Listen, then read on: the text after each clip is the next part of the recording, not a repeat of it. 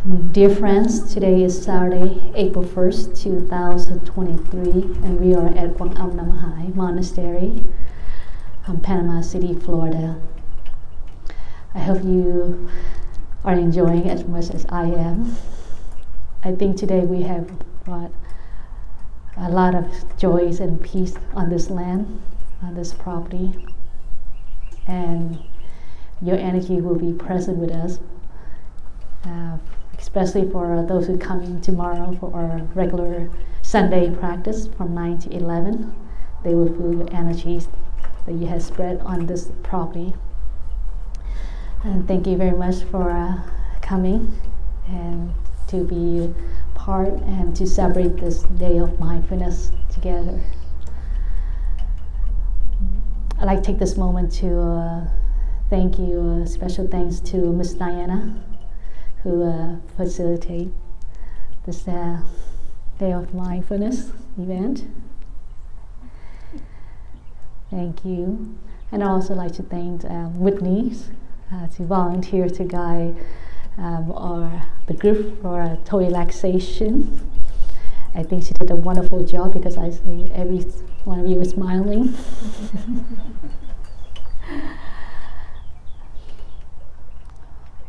I have shared with Diana that we should do this 3 times a year. We just come together and to practice, do a mindful practice, of walking, of sitting, eating, toe relaxation, qigong, the life of sustaining way of the heart. Listen to Dharma talk and sharing our practice, our experiences. I think it's very important that we come together and to share that spiritual practice together. And I think this group is very unique because you're all coming from different background and different tradition, but yet we share the same energies and the same level of understanding, love, and compassion, all because we strengthen the practice of mindfulness, of awareness. And where there's mindfulness, awareness, there's compassion, understanding, love, freedom, and liberation. And I see all in your faces and smiles, and I think this sure will carry with me in the next weeks or more. So again, thank you for all coming and be present with us today.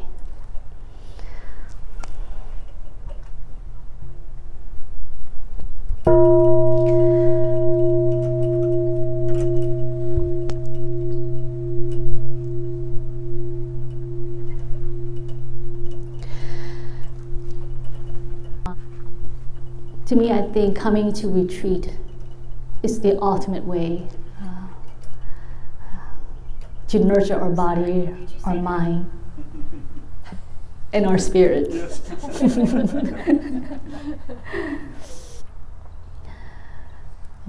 Because we have friends support us on the practice. It's not easy to practice at home, and because we live in a high-tech and busy world. Think of yesterday, were you able to eat in silence and aware of what was in your mouth while you're chewing the food? Were you able to walk with joyful and listen to all the wonderful nature sound around you? Or were you in a hurry and get it over with that walk and get to your destination? Were you able to sit still and observe your body and mind and listen to what it had to tell you? And all that can only be done when we had a group like this.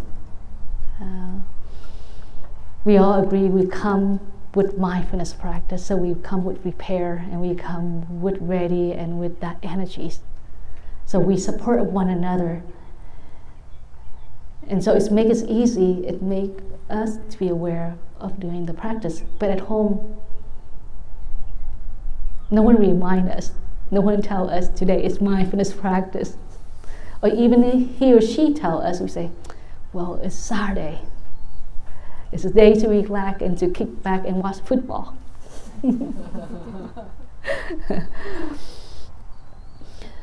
So coming to retreat is how we nurtures the wonderful seeds in us. The seeds of compassion, loving, kindness, understanding, joy, peace, freedom, liberation, all the wholesome seeds that hitting in our stored consciousness, waiting to manifest when conditions are giving. And this is condition, it's giving. That's where you're able to manifest a wonderful seed right on your face, on your smile, on your walk, even when you eat and wash dishes.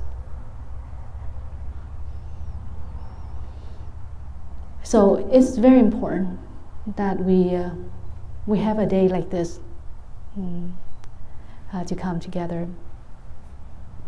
And I think if we can plan this, we could do one in spring, one in fall, and one in winter. Every moment I live as a monastic life, I feel a great joy and great fortune to have this opportunity to walk and to practice. And as I look at each and every one of you, I think you're very fortunate too. Sometimes be more than myself, because you have your other side of experiencing the craving world, the world what it's offered that we think is what our body needs for it. But yet you also have time to cultivate that spiritual path. And so that kind of balance out for both for you all. So this is important.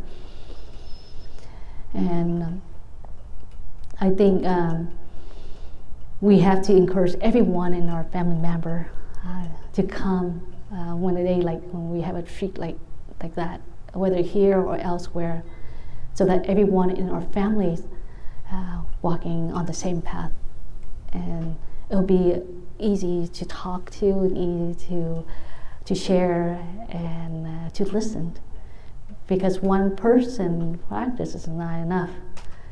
We need more practitioners, just like the Zen master said, Thich Thanh said, that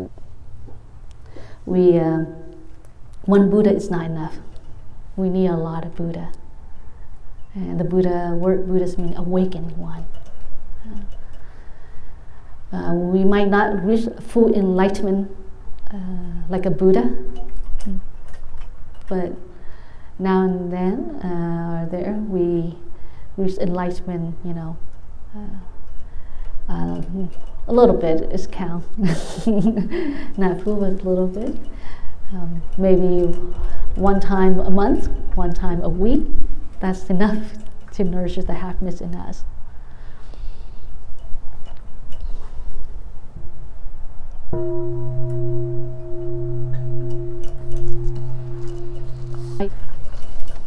So what is mindfulness, and why it's important to incorporate the practice of mindfulness in our daily life? Zen master Thich Thanh, also my Dharma teacher, most of you who come to Plum Village or to have read his book, you're familiar with the word Thai. We refer to him. Thai in Vietnamese means teacher. In 2014, he had brain aneurysm, and most famous French neurologists couldn't understand his brain because he was in coma for 2 weeks without using ventilator. And so he used his mindful breathing for in that 2 weeks. Every one of us thought he passed away. But after that 2 weeks, he awake. Most Westerners know Thai, the Zen master, Plum Village, as the father of mindfulness. And most of his books focus on mindfulness and peace and compassion. And he used all his life to practice mindfulness. If you had met him in person, you felt the energies of mindfulness tremendously around him. Even when he's informal way. And I had a privilege to be his attendant. And I felt that, you know. And so, and because I think he practiced, you know, mindfulness throughout his life, so even when he's in coma, he's able to breathe on that. So you see, our mind is very powerful. Even when we are not subconscious, we're able to direct it in the righteousness, in the right way, without needing any other support, like the Zen master Thich Thanh. And then, if we don't have a mindfulness practice, we will not recognize what we say, what we do, and what we think. We do it in a habitual way. And that habitual way can be good and can be bad. It depends on our mood that day. And depends on the month of that day.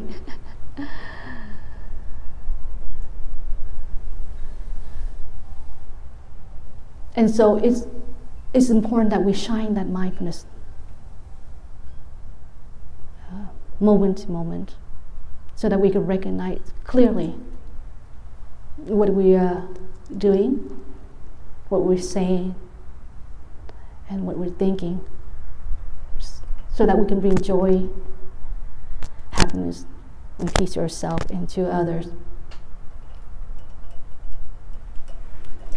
So the word mindfulness is to aware and to look deeply into the objects of our mind. In Pali, it's referred as sati, and Sanskrit smriti. And in Vietnamese, mindfulness is neem. Neem, which means to remember, to observe. If we don't stop and aware and looking deeply, we cannot remember and to observe that objects of our mind.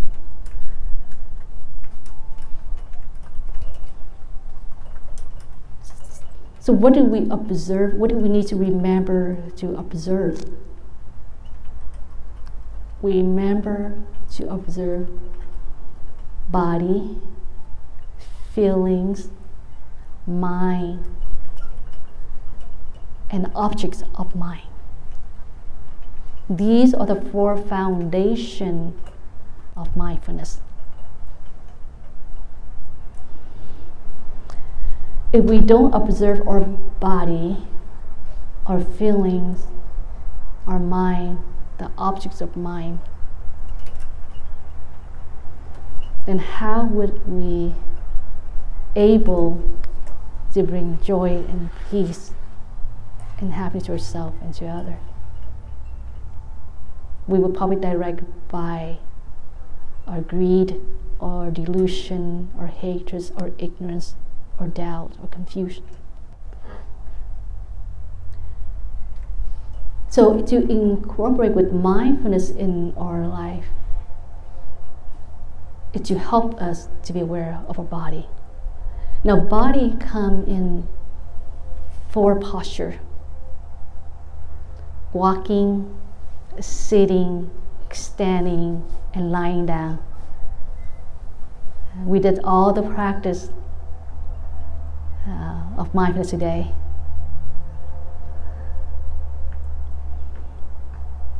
When we observe our body, we're able to understand our body. And our body always tells us ahead of time, in advance. It tells us that, hey, you're tired, you need to take a nap, go sleep. Or, hey, you need to not eat that kind of food, it's not good for your body. If we observe our body always tells us what's the right thing and what is wrong. If we use mindfulness. But if we don't, we would not be remembered, because a piece of pizza, cheesecake, chips, those are delicious. You know, and you just see it and you want to put it in your mouth. Disregard that you just had yesterday you have a constipation, you don't care. So what? And there's another person behind this conscious telling you, you can drink water, you know, and it will resolve problem. Or you're young, so don't worry. You have full metabolism to burn everything you eat. So it's always telling you to eat the food that is labeled as yummy and delicious. Even say unhealthy, you don't care. So it's really hard. But if you use mindfulness, then you can. We always like to eat something that is a lot of sugar and a lot of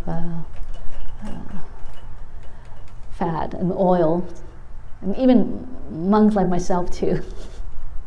And if I go to a store, I see a bag of chips. I have to pause and think. And most of the time, I win, but then there's a time that I have to buy it and bring it home and bring it to the monastery, and sometimes I just look at it. And then I look at the date, so it's going to expire, so now I'm eating this because I don't want to expire and throw away, not because I want it.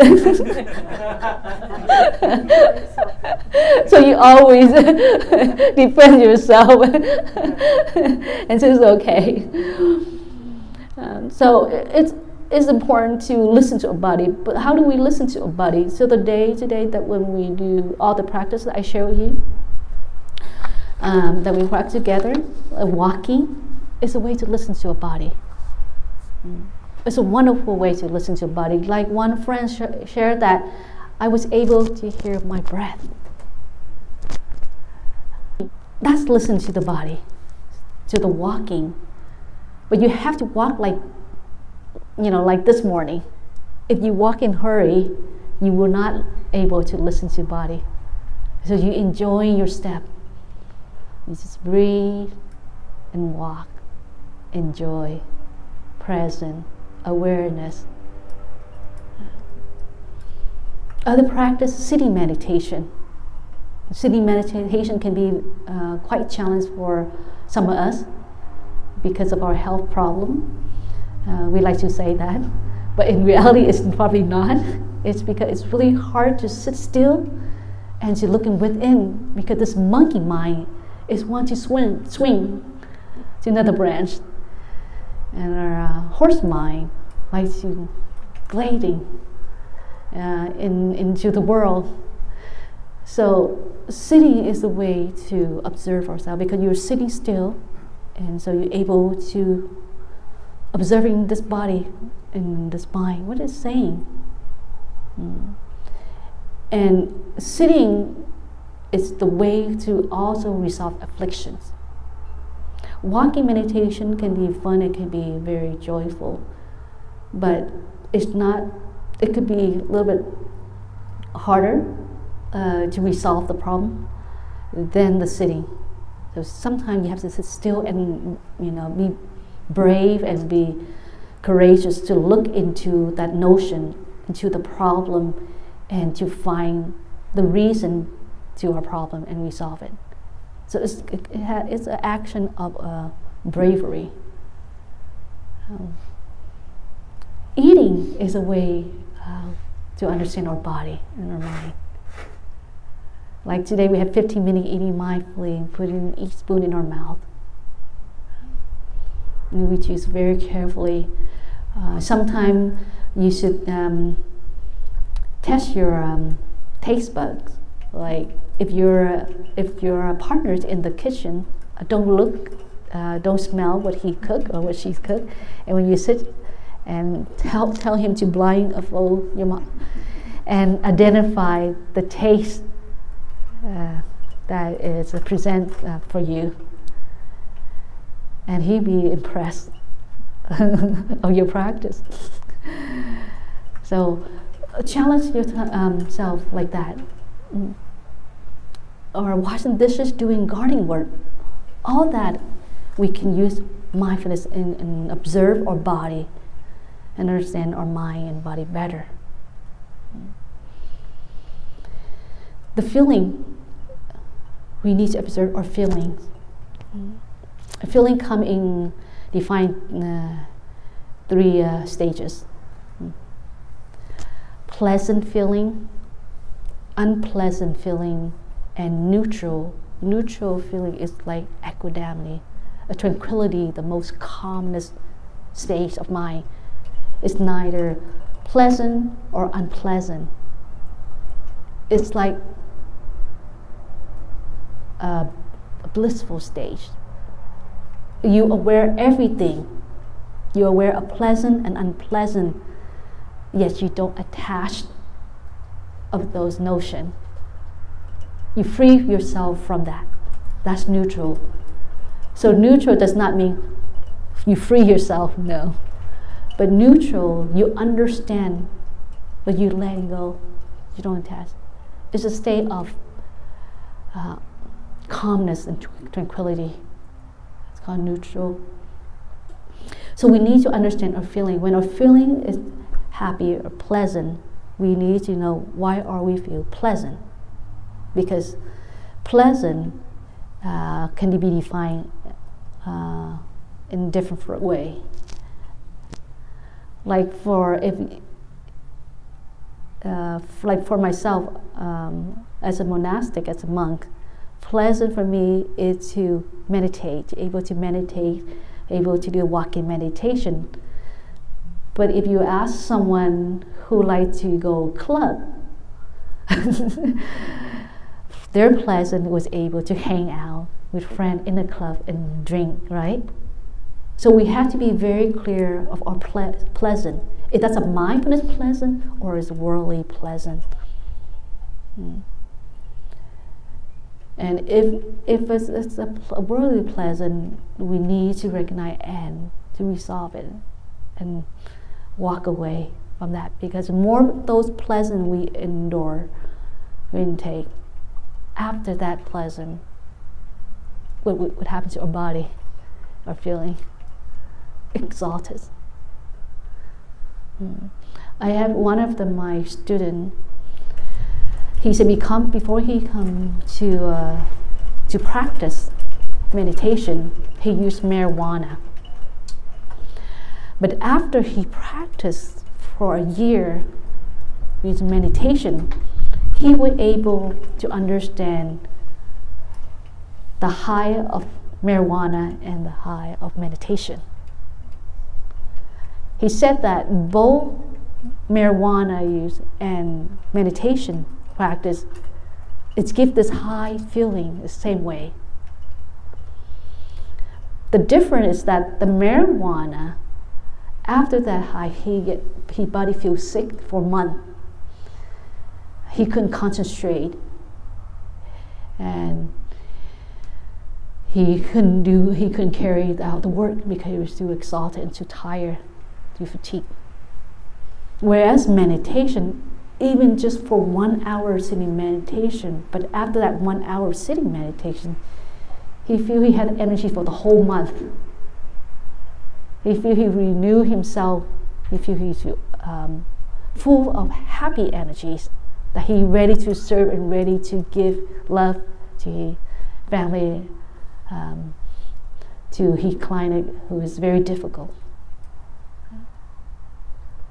That's coming from someone who used substance and able to find meditation in that definition way. And I thought that was very deep and very profound how to define it.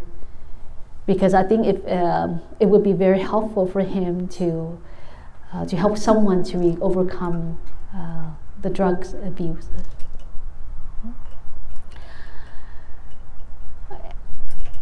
And the next feeling is we define as unpleasant. Unpleasant is a good feeling. It's not bad feelings. We say stress is it's not good, but sometimes we need a little stress to push ourselves, to motivate ourselves.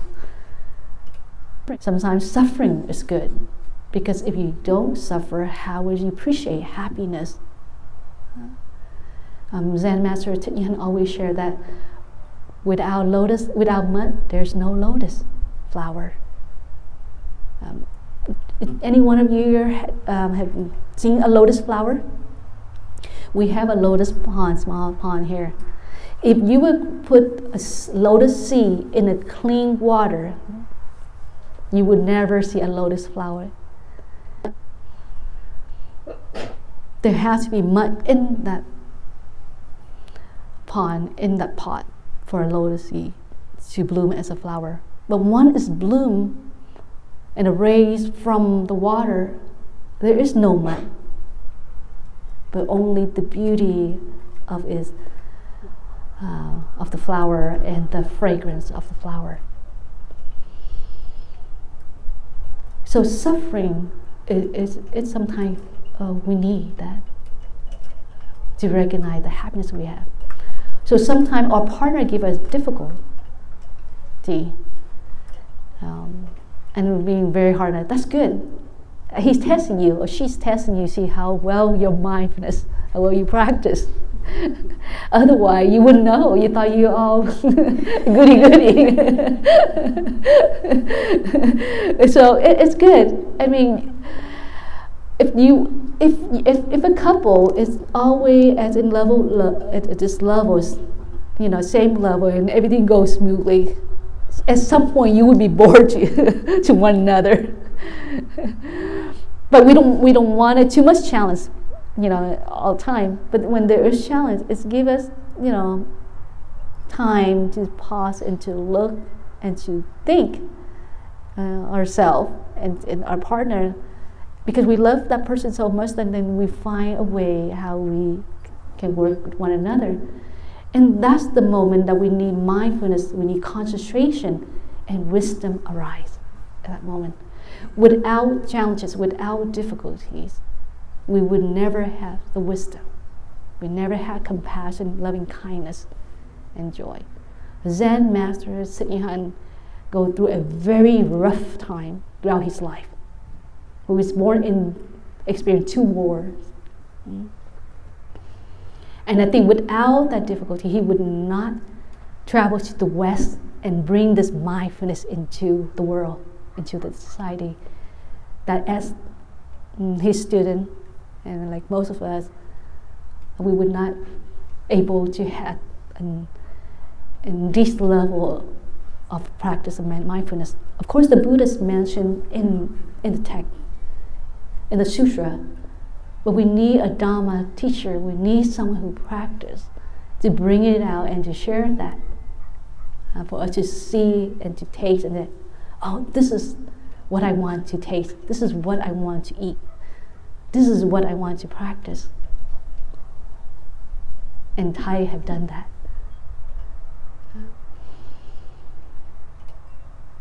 So when you listen to a radio or TV or to someone through a conversation, and that person is being unkind idiot, thinks that he is testing your mindfulness level, your compassion, understanding, and he's helping you to nurture that, and she's helping you to develop that wholesome seed. The third, remember to observe. To observe is the mind.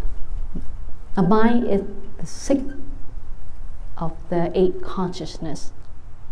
The eyes consciousness, the ear consciousness, the nose consciousness, the tongue consciousness, the mind, the body consciousness, the mind consciousness, and manas, and store consciousness.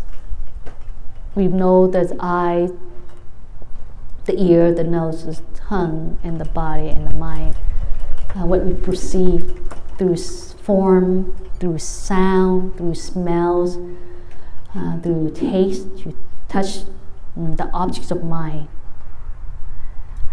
It will have to pass to manas before it's going to store consciousness.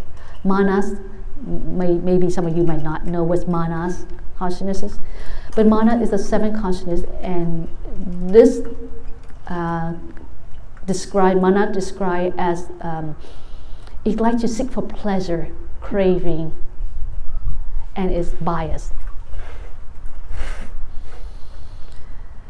And if we don't have the mindfulness to guard this manas, then we easily store what we see, what we smell, taste, touch, hear, even if it's not pleasant, even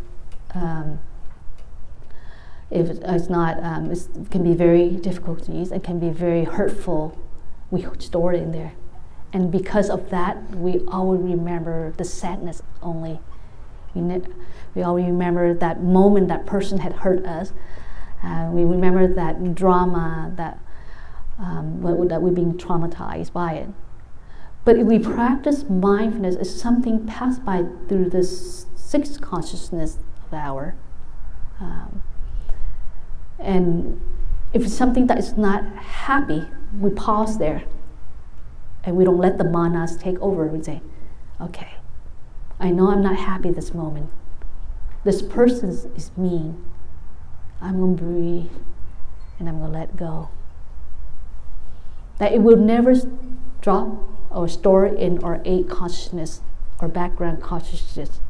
And so, therefore, the next day we met this person of yesterday who's been mean to us, we forgive. We don't see that person as the same person from yesterday because we have filtered it and we don't let manas to accept that. That person is a bad person. That person is unkind. So our mindfulness stops us from letting allow us to store in consciousness. But if we don't filter it, we don't observe using our mindfulness and let manas take over, because manas like pleasant, it's greed, it seeks for pleasure, it seeks for delusion, hatred, and bias. Then I remember that face, you know. And the next day, when you see this person, you walk away. You don't want to give her or him a second chance. You don't want to be friends. You don't want to listen what he has to say.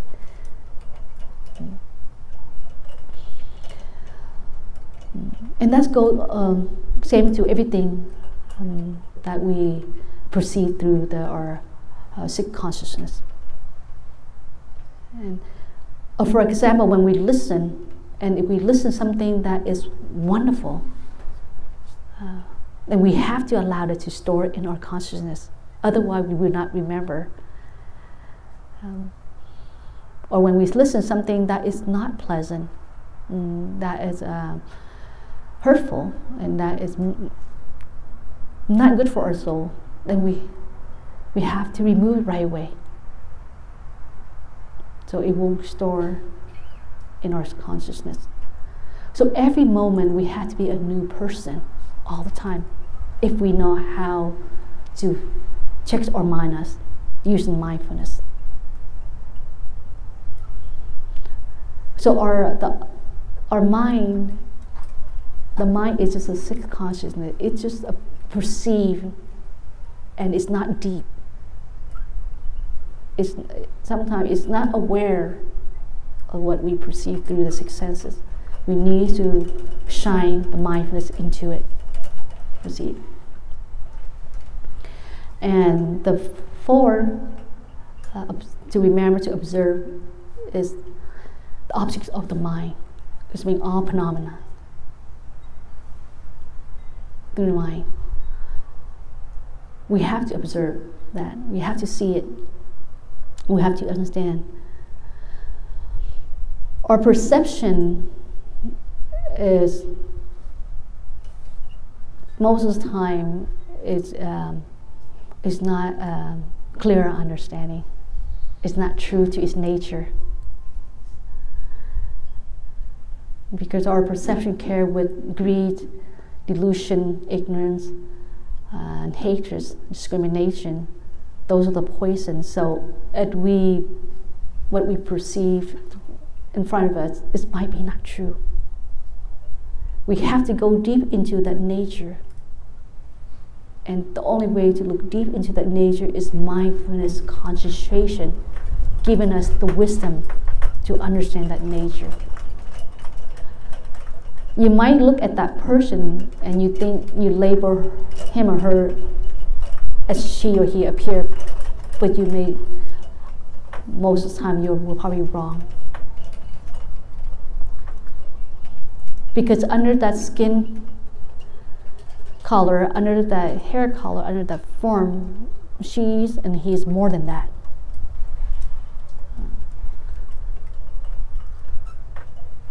So everything we see, we have to use mindfulness.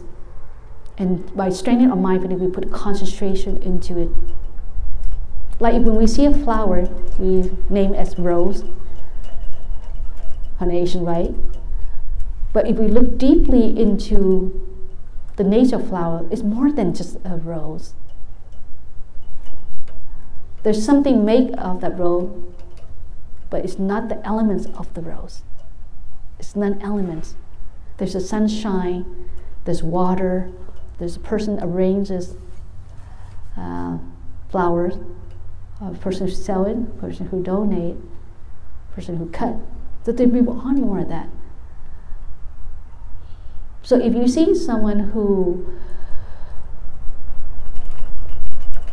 talk bad about you, who criticize you, and you label him as mean, is not a kind person, then you are not looking through a true nature of him or her.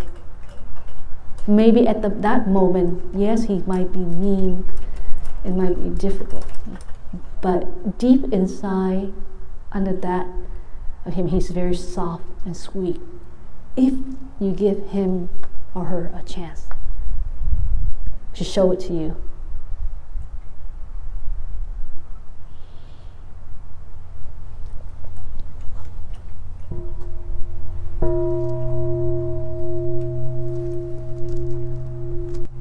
So it's important that when we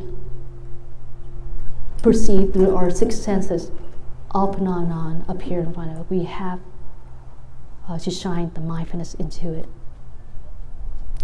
The Buddha said that everything is created by the mind. We are the one that create that object. For example, we are the one who create this object, not any creator. We are so. And because we are the one who create, the mind that create that object, therefore is illusion, which means it can be destroyed, can be true, and can be false.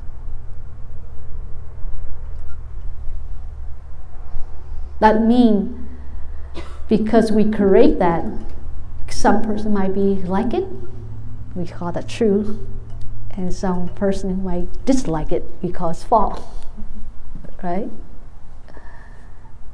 That's what the Buddha said. So all things exist through our mind creation. Therefore, it's illusion. This practice helps us to detach, to let go, and not letting our ego or self-ego attach to what we create. So the opposite, when we create anything, because we create through the mind that we have what we have, therefore someone can accept it and someone might not accept of our creation. So when we cook a dish at home and we work 7 hours and coming home and prepare that dish, and that we have studied from YouTube for the first time and do an experiment on our family, and we expect everyone to say, "This is delicious." Well, next time, don't expect that. Also expect it's delicious, but there's also not delicious. As a matter of fact, you want someone to say it's not delicious, so give you some feedback so that you can improve. Yeah? And if they all say delicious, they might be not telling you the 100% truth. Or when you dress up and you look in the mirror, you're satisfied with your hair, with your clothes. And you expect when you walk into that event, that party, everyone will be looking at you and admire. Chances might not be, because someone would say, "Why are you wearing the same outfit that I am?" or your hairstyle does not match with that. So you have to prepare that, and that's, and that's wisdom. That's why, so that you won't be so surprised and shocked by criticism.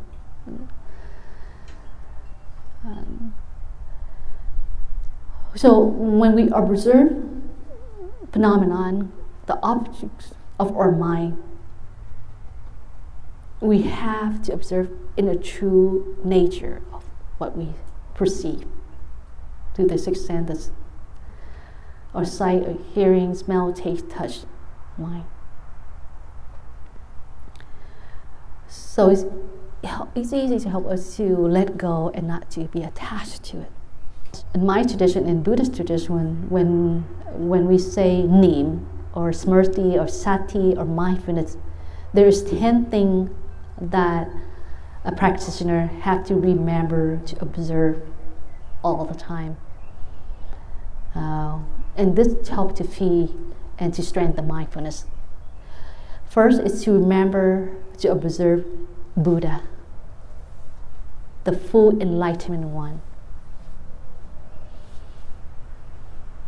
But also to observe and to remember the Buddha nature of that person,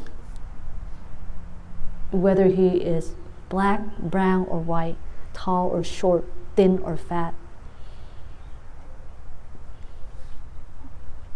Everyone had the Buddha nature. So to remember to observe the Buddha nature in that person. And remember to observe the full enlightenment, the Buddha, the founder of Buddhism. Second is to remember to observe the Dharma, the teaching of the Buddha, the teaching of love, the teaching of understanding, the teaching of awakening.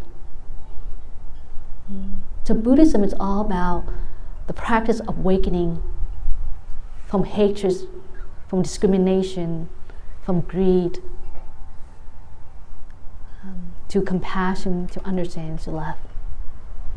The third is to remember to observe the Sangha. The word Sangha means harmony. Harmony of a group of bhikkhu, bhikkhunis, laymen, and laywomen that practice and that live in harmony and awareness. So this is Sangha. If you practice awareness and harmony whether under the Jesus teaching or the Buddha teaching or other spiritual teacher, but you are with awareness, with compassion, with love, then you are a Sangha. The fourth is to remember to observe precept or mindfulness training. The basic principle for a lay man and lay woman or Buddhists to observe is the 5 mindfulness trainings or 5 precepts. Refrain for life, not to kill, not to steal, not to sexual misconduct, not to lie, not to intoxicate the mind and body, but to refrain for life, to give, to protect the happiness of others, to listen, to speak loving kindness, and to live and practice mindfulness, practice meditation, to stay awake all the time. Because it is the mind that helps us to lead to awakening. If our mind is cloud, we will not able to reach enlightenment, to awake. This, how many is that? 4. And the 5th is the practice of dana, giving. There are 3 forms of giving: giving materials and labor, giving the wonderful teachings, the wonderful words, Dharma, giving to help someone free from fear. And the 6th is cultivate goodness. Always collect goodness each day. That goodness can be like walking meditation. Do walking meditation, that's goodness. That's good. It can go in the garden and water the plant. That's a goodness action. The goodness action is come to give someone a hug. That's a goodness action. So the goodness does nothing. Doesn't have to be very big, and or have to be a lot of money. No, goodness can be very simple, as a smile. It's mindful walking. Or pick up a baby and look into his or her eye and smell him or her. The 7th, remember and to observe, is to resolve affliction. Every problem we encounter, we need to sit and to reflect and to resolve that in that day. One of the precepts of the monastic is not to carry our sorrow or anger in our sleep. If we want to go to sleep, we have to resolve that. Otherwise, we have to sit and meditate until we resolve. Because if we don't resolve that, it goes into our stored consciousness and it stays there, and it manifests again the next day. So it's important for us to resolve our affliction, or difficulties, or challenges. So you might take this precept and put into your life. If you're mad at your partner and you want to go to sleep, make sure you're not mad at him or her anymore before you go to sleep. Don't go to sleep when you're mad at someone. It's not going to be healthy for you or for him, but especially for you, because that person might not care. And the 8th, to remember to observe is the law of impermanent. The law of impermanent. We have to see today our beloved one is healthy, strong, young, but the next day he might be not, or he or she might not be there.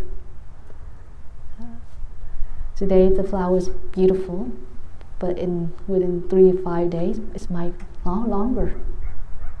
So the law of impermanence helps us to appreciate, to be grateful and gratitude what we have, even it's not pretty at that moment. Even it's not what we want. We want something more than in him and in her. But just take him and her into your life. Take for gratitude, because him or her might not be around the next day. The ninth, to remember to observe, is our breath, the mindful breathing. Always remember and to observe our breathing. We often if I don't breathe, then I won't be alive. I am breathing, of course. But are you mindful? Were you aware of your breath? What is your breath like? Is it deep, slow, pleasant or unpleasant? If someone asked you, you would not able to remember. Like one experience I had with the Zen master, this is for Whitney.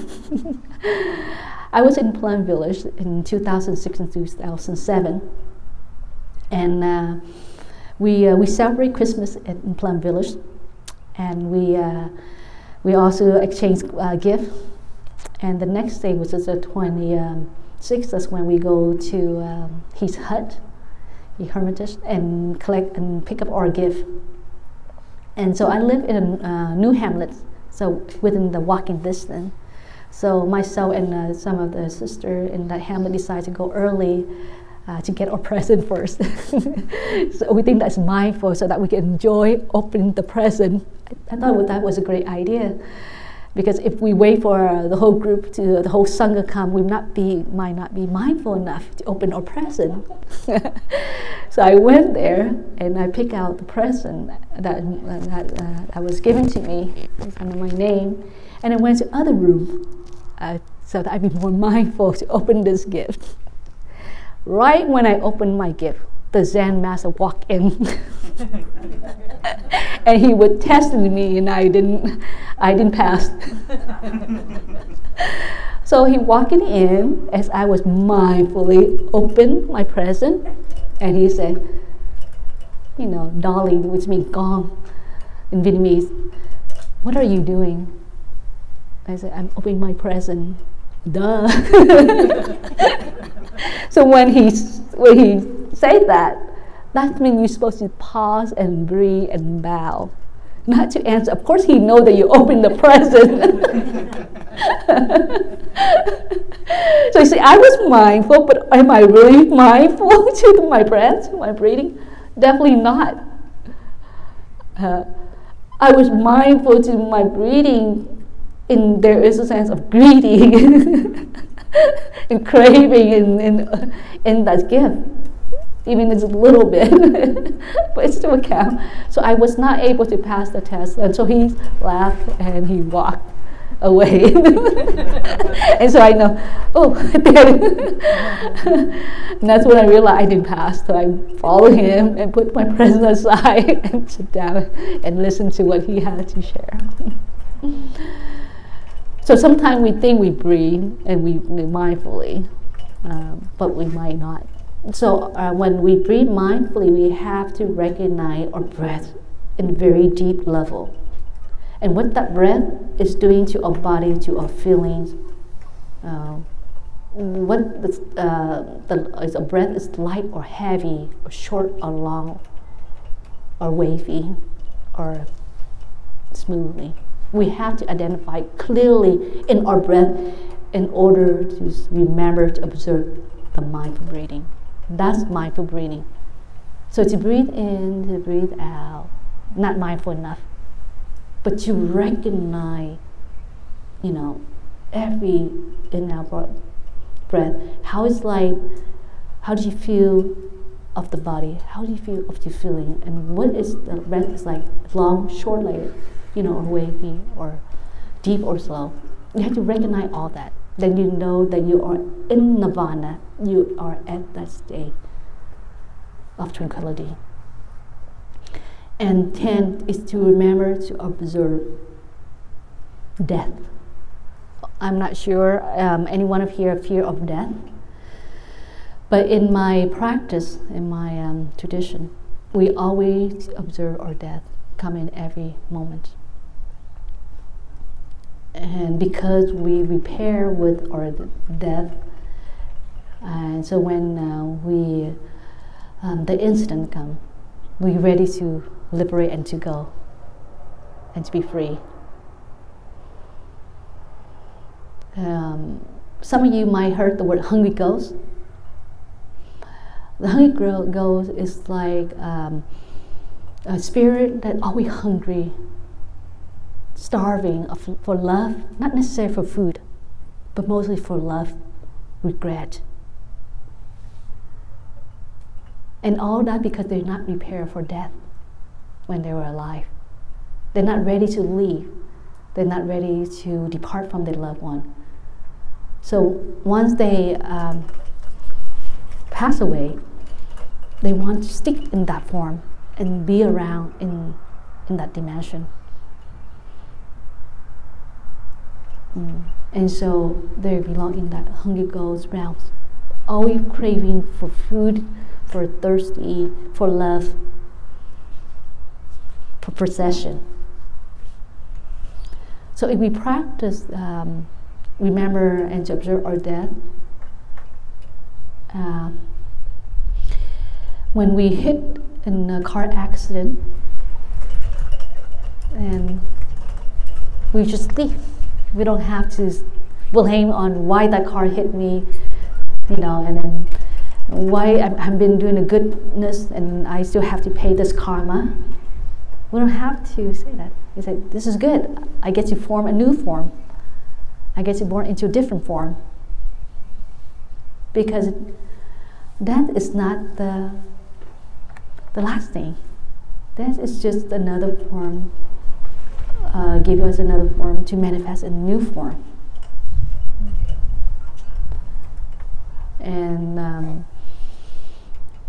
Zen Master Thich Thanh has said very famously, I'm a cloud. Cloud never die. And we look at cloud, we can see ourselves in the cloud. We've just formed in a different form. So every day we should contemplate death. We're ready for that. And I had the experience to experience my death one time when I was in a riptide. And I felt like my soul was in the very deep sea, because the waters rise up and pull me in and pull me back 3 times like that. And the 3rd time I say, the whole time I kept breathing and to be mindful. And 3rd time I say, I'm going to surrender my death. I'm going to surrender the death and ready to die. And that's when I was saved from that riptide. You might want to contemplate on the death. So when incident like that, accident comes to you, you're ready, and because of your readiness, you survive from that. Or if it's not, you liberate this life, born to better life. That's for sure. I don't know what your past life is like, but I know this life for sure. Every one of you in front of me are a good practitioner, and I know where you go from there, after this death, after this life. So those are the 10 things that we need to remember and to observe. And so to conclude my sharing, I hope that you will always use mindfulness as the tool to help you to understand your body, your feeling, your mind, and the objects of mind that you receive. So that you can find love, the true nature of that essence that you're looking at, and you can understand and accept what is up here in front of you, whether that object is not, not very kind, but because you have mindfulness, your concentration, therefore you have the wisdom to see a deeper level of that nature. Thank you very much for your listening, and may you all be well and peace and safe. Let us end with the 3 sounds of the bell.